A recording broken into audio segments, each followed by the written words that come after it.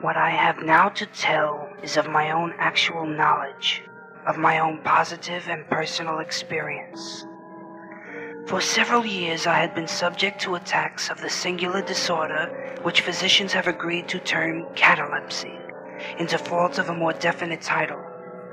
Although both the immediate and predisposing causes, and even the actual diagnosis of this disease are still mysteries, its obvious and apparent character is sufficiently well understood. Its variations seem to be chiefly of degree. Sometimes the patient lies for a day only, or even for a shorter period, in a species of exaggerated lethargy. He is senseless and externally motionless, but the pulsation of the heart is still faintly perceptible. Some traces of warmth remain. A slight color lingers within the center of the cheek, and, upon application of a mirror to the lips, we can detect a torpid, unequal, and vacillating action of the lungs. Then again the duration of the trance is for weeks, even for months, while the closest scrutiny and the most rigorous medical tests fail to establish any material distinction between the state of the sufferer and what we conceive of absolute death. Very usually, he is saved from premature interment solely by the knowledge of his friends that he has been previously subject to catalepsy, by the consequent suspicion excited, and, above all, by the non-appearance of decay. The advances of the malady are, luckily, gradual. The first manifestations, although marked, are unequivocal. The fits grow successively more and more distinctive, and endure each for a longer term than the preceding. In this lies the principal security from inhumation. The unfortunate whose first attack should be of the extreme character which is occasionally seen would almost inevitably be consigned alive to the tomb. My own case differed in no important particular from those mentioned in medical books. Sometimes, without any apparent cause, I sank, little by little, into a condition of hemi-syncope. And in this condition, without pain, without ability to stir, or, strictly speaking, to think, but with a dull, lethargic consciousness of life and the presence of those who surrounded my bed, I remained, until the crisis of the disease restored me, suddenly, to perfect sensation. At other times I was quickly and impetuously smitten. I grew sick and numb and chilly and dizzy, and so fell prostrate at once. Then, for weeks, all was void, and black, and silent, and nothing became the universe. Total annihilation could be no more. From these latter attacks I awoke, however, with a graduation slow in proportion to the suddenness of the seizure. Just as the day dawns to the friendless and houseless beggar who roams the streets throughout the long and desolate winter night, just so tardily, just so wearily, came back the light of the soul to me. Apart from the tendency to trance, however, my general health appeared to be good, nor could I perceive that it was at all affected by the one prevalent malady, unless, indeed, an idiosyncrasy in my ordinary sleep may be looked upon as superinduced. Upon awakening from slumber, I could never gain, at once, thorough possession of my senses, and always remained for many minutes in much bewilderment and perplexity, the mental faculties in general, but the memory in especial, being in a condition of absolute abeyance. In all that I endured there was no physical suffering, but of moral distress and infinitude. My fancy grew charnel. I talked of worms, of tombs, of epitaphs. I was lost in reveries of death, and the idea of premature burial held continual possession of my brain. The ghastly danger to which I was subjected haunted me day and night. In the former, the torture of meditation was excessive, in the latter, supreme. When the grim darkness overspread the earth, then, with very horror of thought, I shook as the quivering plumes upon the hearse. When nature could endure wakefulness no longer, it was with a struggle that I consented to sleep, for I shuddered to reflect that, upon awakening, I might find myself the tenant of a grave, And when finally I sank into slumber, it was only to rush at once into a world of phantasms, above which, with vast, sable, overshadowing wings, hovered predominant the one spectral idea. From the innumerable images of gloom which thus oppressed me in dreams, I select for record but a solitary vision. Methought I was immersed in a cataleptic trance of more than usual duration and profundity. Suddenly there came an icy hand upon my forehead, and an impatient, gibbering voice whispered the word, "Arise," within my ear. I sat erect. The darkness was total. I could not see the figure of him who had aroused me. I could call to mind neither the period at which I had fallen into the trance, nor the locality in which I then lay. While I remained motionless and busied in the endeavors to collect my thoughts, the cold hand grasped me fiercely by the wrist, shaking it petulantly, while the voice said again, "Arise! Did I not bid thee arise?" "And who," I demanded, "art thou?" "I have no name in the regions in which I inhabit," replied the voice mournfully. "I was mortal, but am fiend. I was merciless, but am pitiful." Dost thou feel that I shudder?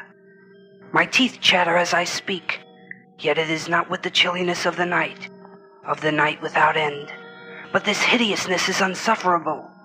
How canst thou tranquilly sleep? I cannot rest for the cry of these great agonies. These sights are more than I can bear. Get thee up, come with me into the outer night, and let me unfold to thee the graves. Is this not a spectacle of woe? Behold!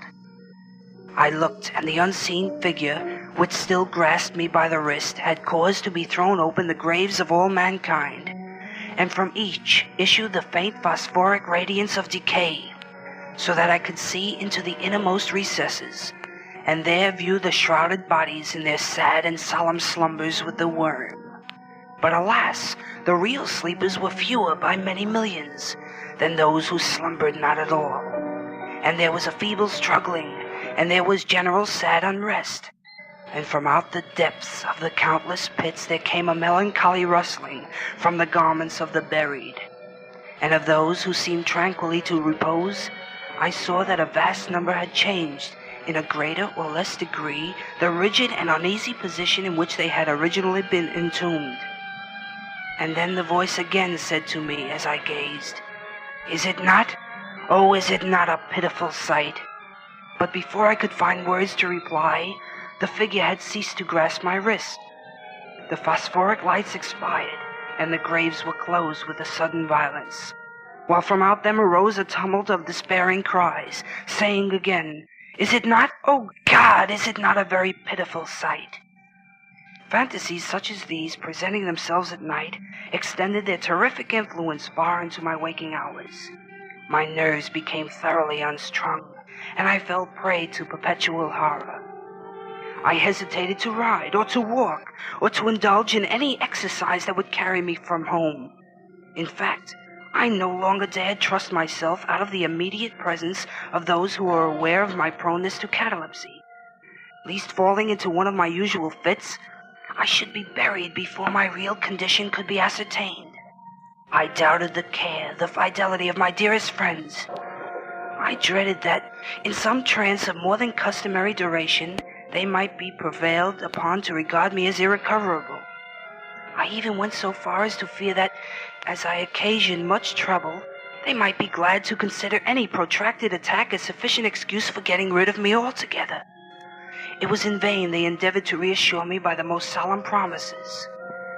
I exacted the most sacred oaths that under no circumstances they would bury me until decomposition had so materially advanced as to render further preservation impossible. And even then my mortal terrors would listen to no reason. They would accept no consolation. I entered into a series of elaborate cautions. Among other things, I had the family vault so remodeled as to admit of being readily opened from within. The slightest pressure upon a long lever that extended far into the tomb would cause the iron portals to fly back. There were arrangements also for the free admission of air and light, and convenient receptacles for food and water within immediate reach from the coffin intended for my reception. This coffin was warmly and softly padded, and was provided with a lid fashioned upon the principle of the vault door, with the addition of springs so contrived that the feeblest movement of the body would be sufficient to set it at liberty. Besides all this, there was suspended from the roof of the tomb a large bell, the rope of which, it was designed, should extend through a hole in the coffin, and so be fastened to one of the hands of the corpse. But alas, what avails the vigilance against the destiny of man? Not even these well-contrived securities suffice to save from the uttermost agonies of living inhumation. A wretch to these agonies foredoomed. There arrived an epoch, as often before there had arrived, in which I found myself emerging from total unconsciousness into the first feeble and indefinite sense of existence. Slowly, with a tortoise gradation, approached the faint gray of dawn of the cycle day, a torpid uneasiness, an apathetic endurance of dull pain. No care, no hope, no effort. Then, after a long interval, a ringing in the ears. Then, after a lapse still longer, a pricking or tingling sensation in the extremities. Then, seemingly eternal period of pleasurable quiescence, during which the awakening feelings are struggling into thought. Then a brief resinking into non-entity. Then a sudden recovery. At length the slight quivering of an eyelid, and immediately thereupon an electric shock of terror, deadly and indefinite, which sends the blood in torrents from the temples to the heart, and now the first positive effort to think, and now the first endeavor to remember, and now a partial evanescent success, and now the memory has so far regained its dominion that, in some measure, I am cognizant of my state. I feel that I am not awakening from an ordinary sleep. I recollect that I have been subject to catalepsy, and now, at last, as if by the rush of an ocean, my shuddering spirit is overwhelmed by the one grim danger, by the one spectral and ever-prevalent idea. For some minutes this fancy possessed me. I remained without motion. And why? I could not summon courage to move. I dared not make the effort which was to satisfy me of my fate. And yet there was something at my heart which whispered to me it was sure. Despair, such as no other species of wretchedness ever calls into being. Despair alone urged me, after long irresolution, to uplift the heavy lids of my eyes. I uplifted them. It was dark, all dark. I knew that the fit was over. I knew that the crisis of my disorder had long passed. I knew that I had now fully recovered the use of my visual faculties. And yet it was dark, all dark, the intense and utter raylessness of the night that endureth forevermore. I endeavored to shriek, and my lips and my parched tongue moved convulsively together in the attempt. But no voice issued from the cavernous lungs, which, oppressed as if by the weight of some incumbent mountain, gasped and palpitated, with the heart at every elaborate and struggling inspiration. The movement of the jaws in this effort to cry aloud showed me that they were bound up, as usual with the dead.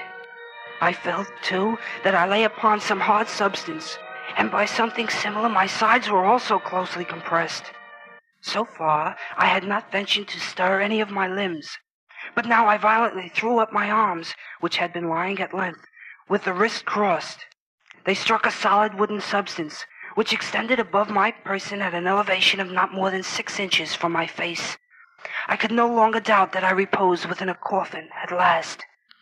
And now, amid all my infinite miseries, came sweetly the cherub hope, for I thought of my precautions. I made spasmodic exertions to force open the lid. It would not move. I felt my wrist for the bell rope. It was not to be found. And now the comforter fled forever, and still its sterner despair reigned triumphant, for I could not help perceiving the absence of the paddings which I had so carefully prepared. And then, too, there came suddenly to my nostrils the strong, peculiar odor of moist earth. The conclusion was irresistible. I was not within the vault. I had fallen into a trance while absent from home, while among strangers. When or how, I could not remember, and it was they who buried me as a dog, nailed up in some common coffin, and thrust deep, deep and forever into some ordinary and nameless grave.